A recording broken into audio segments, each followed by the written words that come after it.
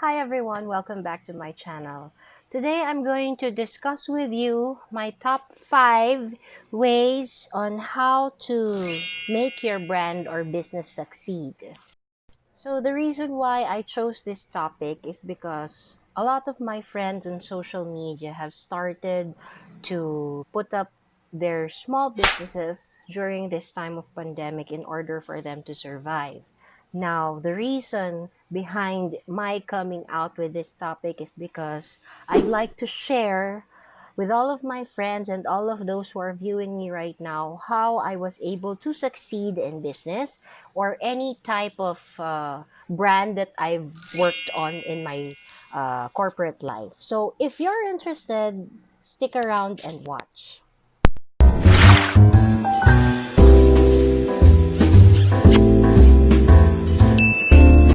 Okay, tip number 1.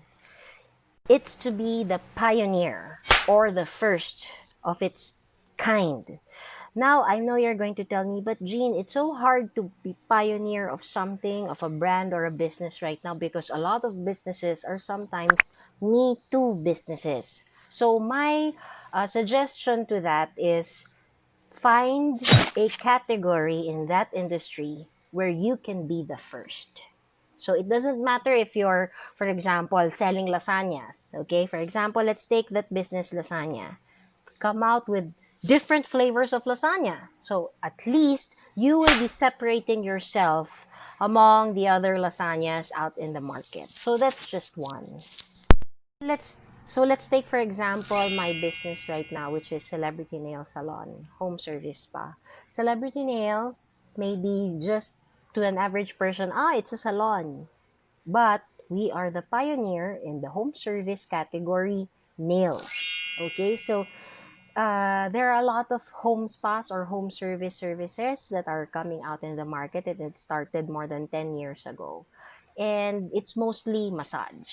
Okay, so Celebrity Nails came out in a time where home service massage was really the in thing.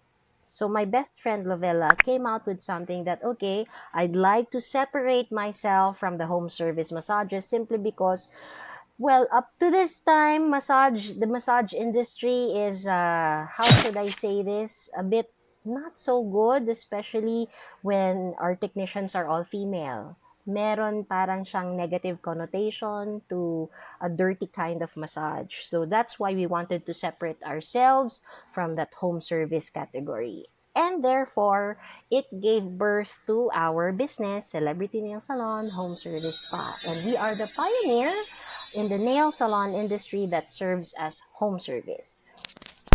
So, my tip number 2 is you have to put value on and or importance in your product or your brand or your service. When I mean you have to put value or importance, is your service or is your product needed? Or is it something that somebody wants to purchase or someone wants to buy from? So what are the things that you need to consider in trying to do the uh, brainstorming of your business? Is number one, you should be the first client of your brand or your business. If not, then you don't know what you're doing. So you should first know who you are. Because by knowing who you are, you will then begin to see your relevance in the industry or your relevance in the community. Kailangan ba ako? Okay. Kung kailangan ako, saan market ako needed? So if you know these things, then you know where you would be placing yourself in. Now, my third tip is, are you sustainable?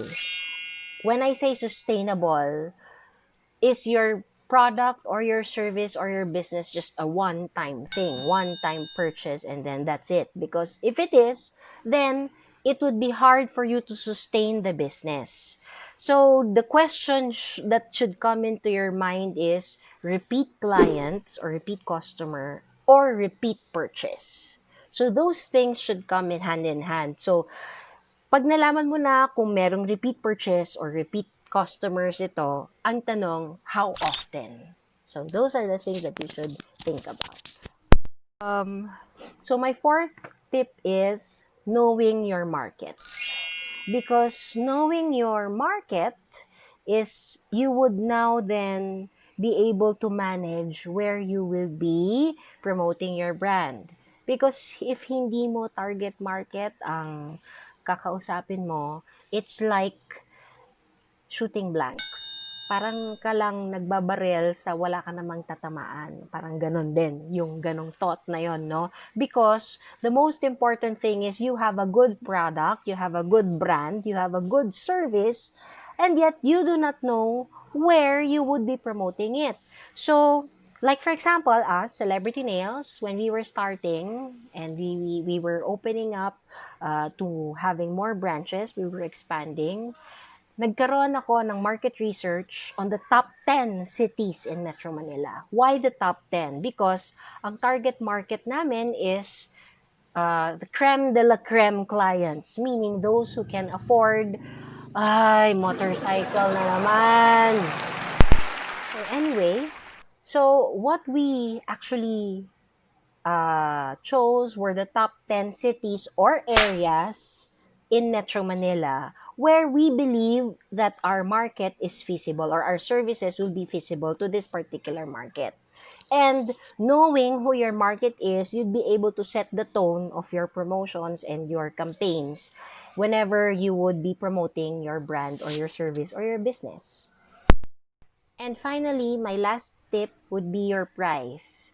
Your price should be reasonable enough that meaning it should be commensurate to the product or service or the brand that you are promoting.